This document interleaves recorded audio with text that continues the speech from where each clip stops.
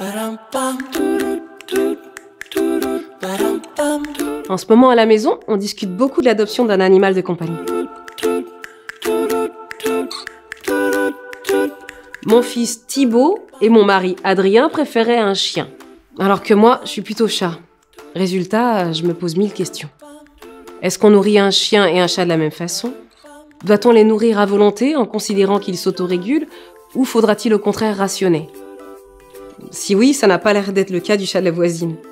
Pour briser ce suspense insoutenable, j'ai appelé ma copine Nat, vétérinaire chez Royal Canin. Elle m'a appris que les chats et les chiens avaient le goût très peu développé. Ce qui stimule la prise alimentaire chez eux, c'est l'odorat. Quand elle a su qu'on n'était pas décidé à propos du chat ou du chien, elle m'a donné quelques différences. Le chien est un animal de rituel, généralement glouton. Il mange 1 à 2 repas par jour, parfois en dévorant sa gamelle. Le chat est un grignoteur. Il peut manger jusqu'à 12 fois par jour, voire plus.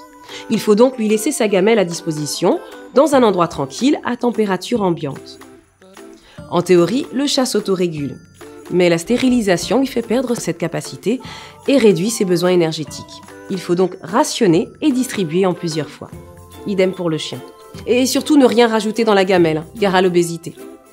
Saviez-vous que donner un bout de fromage à un chien, ce serait comme donner 2 croissants à un humain?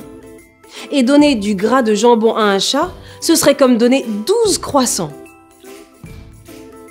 Nat m'a expliqué qu'il était très important de bien calculer la ration de son animal en fonction de son poids, son activité physique et donc ses dépenses caloriques, mais aussi de son âge et de son état de santé. Il ne faut pas oublier que le but premier est de rassasier l'animal. Il est utile de se faire conseiller et ensuite de surveiller le poids. C'est Socrate qui avait raison. Bien nourrir, c'est nourrir juste, pas en excès. De cette façon, on préserve le bien-être et la bonne santé de nos animaux.